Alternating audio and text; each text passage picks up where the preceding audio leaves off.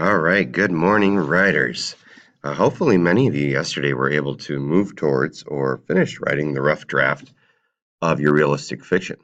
Yesterday's lesson was on writing quality endings, and you can review that in Google Classroom or on YouTube by just Googling my name if you like. Today, I want to talk about refining and revising our stories a little bit. Oftentimes, as we write, we just find ourselves kind of in great places and we're writing and writing and writing, and we're not necessarily thinking about the reader's experience as we are writing it. And so today, I want to kind of change the lens over to that reader and talk about what we might want to get rid of, what we might want to remove from our stories to kind of make the story flow a little bit better. I call this the house on fire test. And I will upload this list for you to Google Classroom as well. The question is, what's important to keep and include, and what do you want to get rid of? Those are the things we want to be thinking about as we pour over our rough drafts and we read them as readers rather than writers. So, first of all, what's important to keep? Actions, thoughts, and dialogues that develop the character. Thoughts and dialogue that move the story along, actions as well. Descriptions and moments that highlight the theme. Images and metaphors that pop out meaning. So if you plug something in there, like for instance, in the story, in my narrative model, I refer back to a few times Jeff's soccer poster and how that poster represents kind of his past and also kind of like a pillar of strength for him, something that was a positive in his life.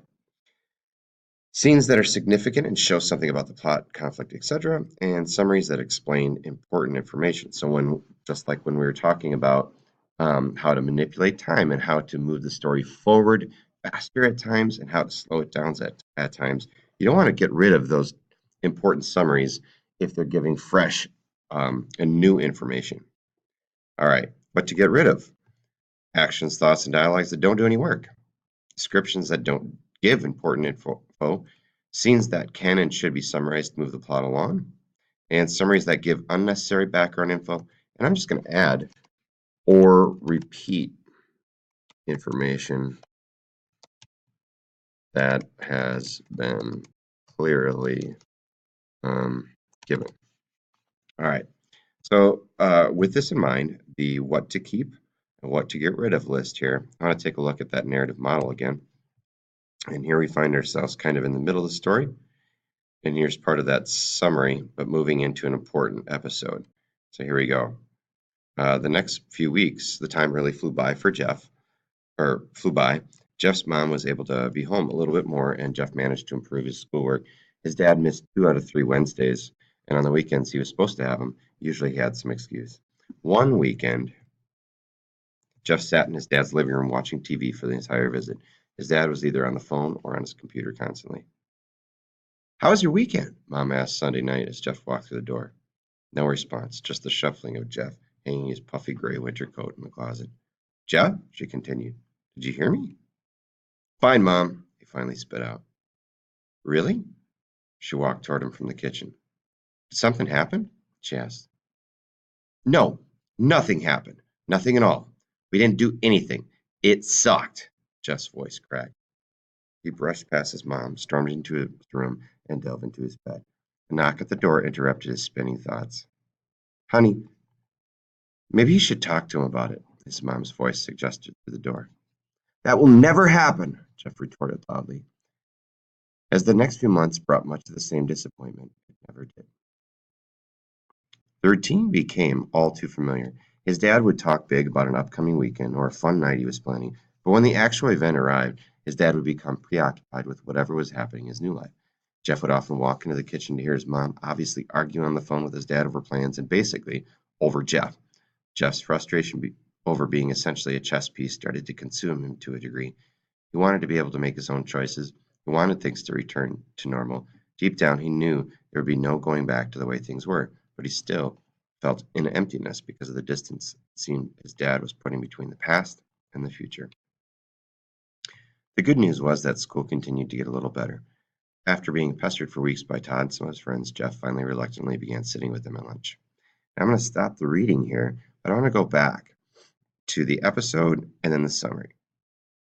So the episode was basically Jeff had kind of a repeating pattern of bad times with his dad, where his dad's not putting any effort, or he's completely um,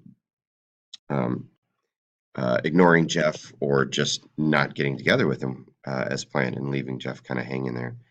And so when I look at this reflectively and I'm trying to revise it, I see that when I get to this paragraph here, where it starts out, the routine all became all too familiar, I see that that kind of repeats what I've already demonstrated. So as I'm reading it as a reader, I'm thinking to myself, okay, looking back at the house on fire, um, are these actions, thoughts, or dialogue doing any work? Um, yeah, the scene is summarized, but is it giving unnecessary background or repeating information? And I think in this case, I'm repeating information. So I'm actually going to, even though I like the way I wrote it, and sometimes we really do like what we've written, I'm going to take the hit here, and I'm going to delete it. I'm getting rid of it. And now, let's see how it works. This is Jeff. This transition here is the next few months brought much of the same disappointment. It never did. And then it goes right to the good news was that school continued to get a little better. So now it still flows well. I just took out that chunk of text that seemed to be kind of over summarizing and repeating information unnecessarily. I want you to keep this in mind today as you consider your own house on fire exercise, where you're trying to decide what you really need to keep in your stories and what you could potentially get rid of. Today, the hope is that we're revising and we're getting rid of unnecessary stuff. You're making those choices and reading as a reader to create the best stories that you can. Good luck, writers.